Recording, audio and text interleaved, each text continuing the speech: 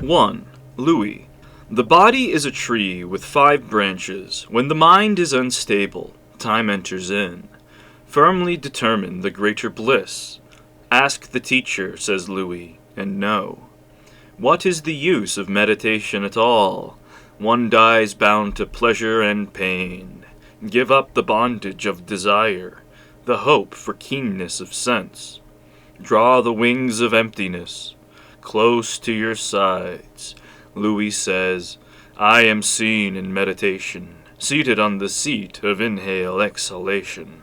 The body is a tree with 5 branches. When the mind is unstable, time enters in.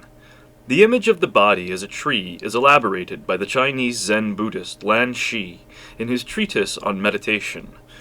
Ordinary people are like trees, putting the manure of greed and lust on the thin soil of folly and delusion, planting seeds of ignorance, transplanting shoots of form, feeling, perception, conditioning, and consciousness, producing buds of active, habit-ridden consciousness, growing roots of attachment and stems of flattery and deceit, sprouting leaves of jealousy and envy, creating trees of affliction, causing flowers of infatuation to bloom, forming fruits of greed, aggression, and ignorance.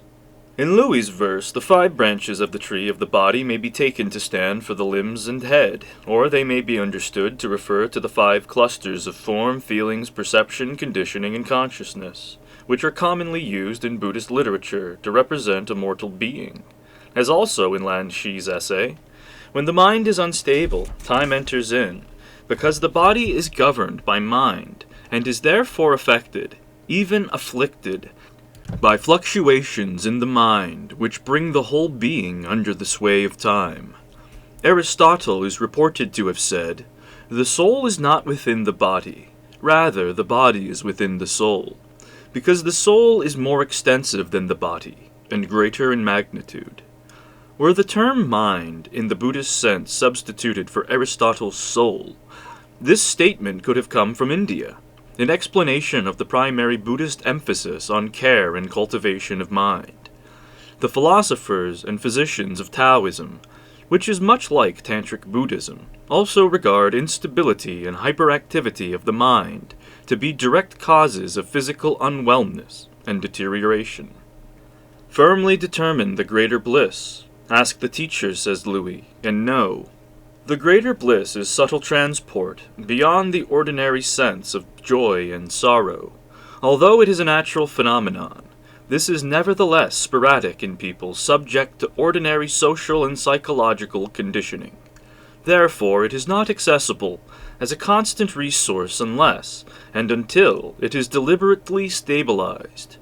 This is why there is, in the stage of ultimate realization, no contradiction between natural and attained enlightenment. Ask the teacher, says Louis, and know. This simple exhortation contains many meanings. On the surface is the sense of the need for guidance. In practice, it is necessary to ask the teacher in order to know, because the confused or unenlightened mind cannot guide itself to enlightenment. Underlying this is the sense of what the teacherhood is all about. It is properly for the sake of enlightening knowledge alone that one goes to a teacher, not for imagined blessings or graces, let alone lesser goals. The emphasis on knowing highlights the necessity of direct, first-hand personal experience on the way to enlightenment. The aim is not to be rescued, to be saved, to be convinced, to be converted, to be forgiven, to be absolved, to believe, to have faith, but to know. It is through this knowledge, this personal experience of the spiritual euphoria of enlightenment, that one can attain salvation, certainty, and serenity. What is the use of meditation at all? One dies bound to pleasure and pain. After Prince Siddhartha gave up his royal inheritance to seek permanent peace of mind, he followed 2 Hindu yoga teachers. The first one taught him to reach several stages of meditation, in the highest of which there is no longer any pain or pleasure. The second one taught him to reach a series of stages of abstraction, the most refined being described as neither perception nor non-perception. Siddhartha found that these yogic experiences seem to last for very long periods of time, in subjective terms, yet they inevitably dissolved, leaving the seeker back in the world, now with a profound longing and sorrow at the loss of celestial states. Thus, it was that Siddhartha came to realize that these practices and experiences were not eternal spirituality itself, but rather temporal methods of cultivating different perspectives. Siddhartha's subsequent detachment from all mental states, both ordinary and extraordinary, ultimately led to his liberation. This point was later re-emphasized in Zen Buddhism to remedy centuries of devolutionary, sectarian cultism dependent upon attachment to limited theories, practices, and altered states of mind. The Tantric adept Louis here expresses the same stage, known in Universalist Buddhism as abandoning the raft, or letting go of the means when the end has been realized. In the idea that meditation is a means, not an end, is implicitly echoed the principle that to enter into meditation practice, in the wrong frame of mind, is useless and even harmful. Seeking personal power or thrilling experiences, or self-deceptive reality avoidance, or obsessiveness in general, are unsuitable bases for meditation. Louis warns people not to become wrongly attached to meditation. He also reminds people to scrutinize their own motives and actions. Seekers need to ask themselves what they are really thinking of meditating for in the first place. Give up the bondage of desire, the hope for keenness of sense. Draw the wings of emptiness close to your sides. Desire is part of our inherited instinctive constitution, as a mechanism of survival and evolution. Desire can also be influenced and cultivated beyond survival value by habit and conditioning. Bondage to desire, preoccupation with craving for intense experience, makes the individual and community especially vulnerable to exaggerated selfishness, aggression, heedlessness, and short-sightedness. To give up the bondage of desire is to be able to experience and understand desire without compulsiveness, without augmentation of craving. This is a way to be more objective about desire, and therefore less under the control of associated feelings such as hope, fear, elation, and disappointment. Ironically, perhaps, attempts to control desire may in fact have the reverse effect of magnifying desire in the mind of someone deliberately trying to control it. This is why Buddhism resorts to perception of emptiness, to transcend the bondage of desire without laboring to extinguish desire itself. By viewing desire and its objects as conditional, ephemeral phenomena, and viewing repetitious thinking about desire as self-delusion, Buddhists draw the wings of emptiness close to their sides, transcending the bondage of desire, even in the very midst of desire.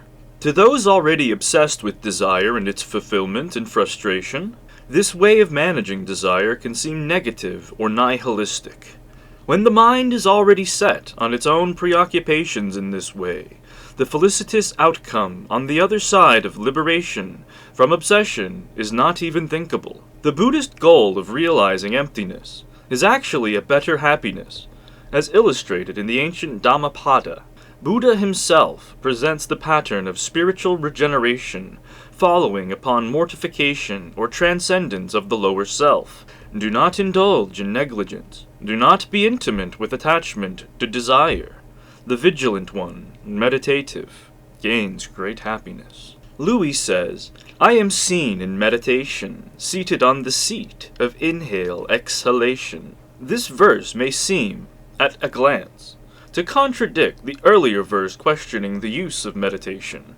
It must be realized, however, that the earlier verse defines the realizations upon which wholesome meditation and lucid vigilance can be practiced. The term inhale-exhalation is a coinage intended to imitate the original technical expression, underlining the sense of the breathing as one continuous cycle in two phases. This is considered a useful exercise for concentrating a scattered mind and preparing it to perceive reality more objectively. In ancient Buddhism, mindfulness of breathing and mindfulness of impermanence were referred to as two Amarta Dvara, or doors of immortality, leading to nirvana, or clearing of the mind. Mindfulness of breathing was considered the better door, in the sense that by nature it contains the other door within it. The Indian meditation master, Prajnatara, spoke of both application and realization of this practice in these terms. 500 years before Louis, breathing in, I do not dwell on the elements of mind or body. Breathing out, I do not get involved in myriad things.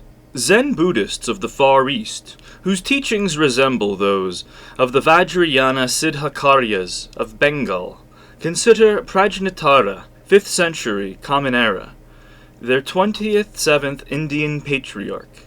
Chinese records say he was from eastern India, which would include the area of what had been Magadha when Buddha was born there 1,000 years before Prajnatara, and the Bengali Pala dynasty when Louis sang there 500 or 600 years later.